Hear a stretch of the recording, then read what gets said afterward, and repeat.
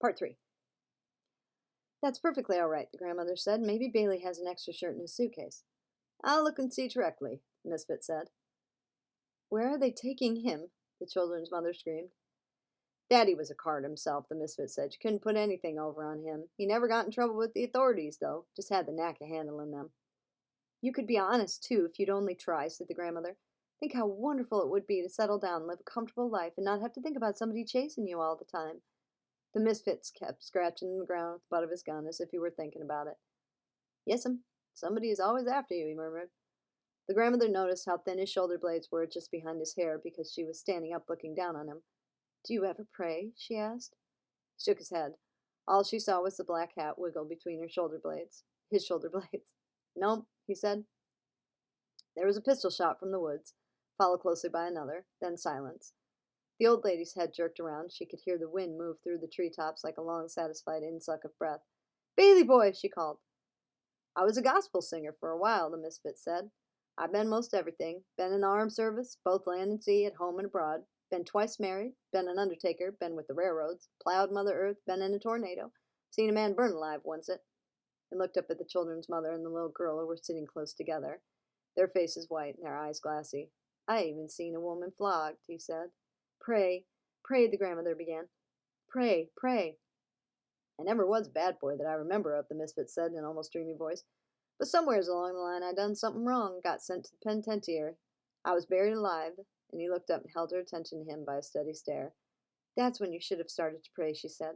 What did you do to get sent to the penitentiary that first time? Turn to the right, it was a wall, the misfit said, looking up again at the cloudless sky. Turn to the left, it was a wall. Look up, it was a ceiling. Look down, it was a floor. I forgot what I done, lady. I sat there trying to remember what it was I done, and I ain't recalled it to this day. Once in a while I would think it was coming to me, but it never come. Maybe they put you in by mistake, the old lady said vaguely. No, he said, it wasn't no mistake. They had the papers on me. You must have stolen something, she said. The misfit sneered slightly. Nobody had nothing I wanted, he said. It was a head doctor at the penitentiary said what I'd done was kill my daddy, but I know that for a lie. My daddy died in 1919 of the epidemic flu, and I never had a thing to do with it. He was buried in the Mount Hopewell Baptist churchyard, and you can go there and see for yourself. If you would pray, the old lady said, Jesus would help you. That's right, the misfit said. Well then, why don't you pray? She asked, trembling with delight suddenly. I don't want no help, he said. I'm doing all right by myself. Bobby Lee and Hiram came ambling back from the woods. Bobby Lee was dragging a yellow shirt with bright blue parrots in it. Throw me that shirt, Bobby Lee, the misfit said. The shirt came flying at him and landed on his shoulder, and he put it on. The grandmother couldn't name what the shirt reminded her of. No, lady, the misfit said while he was buttoning it up. I found out the crime don't matter. You can do one thing or you can do another. Kill a man or take a tire off his car, because sooner or later you're going to forget what it was you've done and just be punished for it.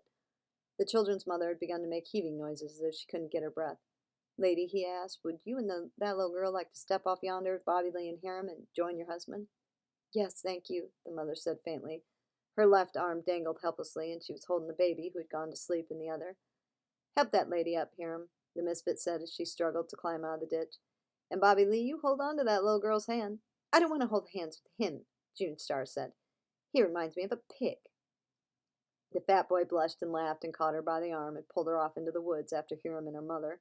Alone with the misfit, the grandmother found that she had lost her voice. There was not a cloud in the sky nor any sun. There was nothing around her but woods. She wanted to tell him that he must pray. She opened and closed her mouth several times before anything came out. Finally, she found herself saying, Jesus, Jesus, meaning Jesus will help you, but the way she was saying it, it sounded as if she might be cursing. Yes'm, the misfit said as if he agreed. Jesus don't everything off balance. It was the same case with him as with me, except he hadn't committed any crime, and they could prove I had committed one because they had papers on me. Of course, he said, they never shown me my papers. That's why I sign myself now.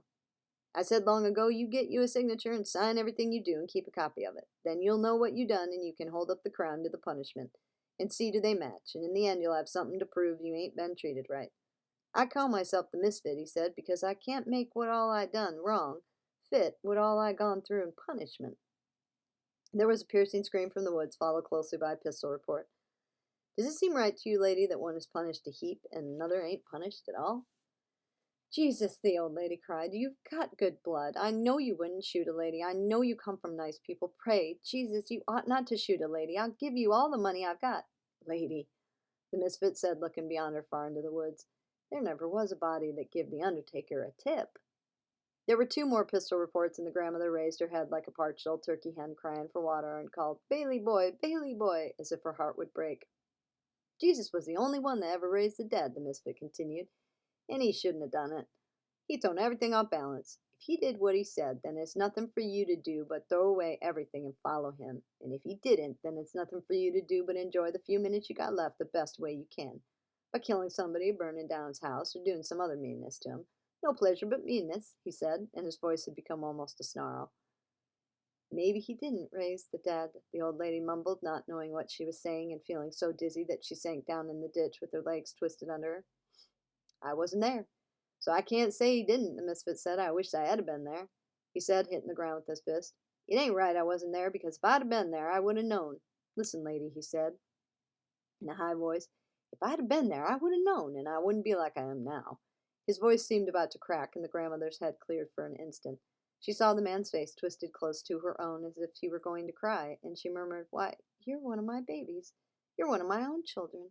She reached out and touched him on the shoulder. The misfit sprang back as if a snake had bitten him and shot her 3 times through the chest. Then he put his gun down on the ground, took off his glasses, and began to clean them. Hiram and Bobby Lee returned from the woods and stood over the ditch, looking down at the grandmother, who half sat and half lay in a puddle of blood, with her legs crossed under her like a child's, and her face smiling up at the cloudless sky. Without his glasses, the misfit's eyes were red-rimmed and pale and defenseless-looking. Take her off and throw her where you'd thrown the others, he said, picking up the cat that was rubbing itself against his leg. She was a talker, wasn't she? Bobby Lee said, sliding down the ditch with a yodel. She would have been a good woman, the misfit said, if it had been somebody there to shoot her every minute of her life. Some fun, Bobby Lee said. Shut up, Bobby Lee, the misfit said. It's no real pleasure in life.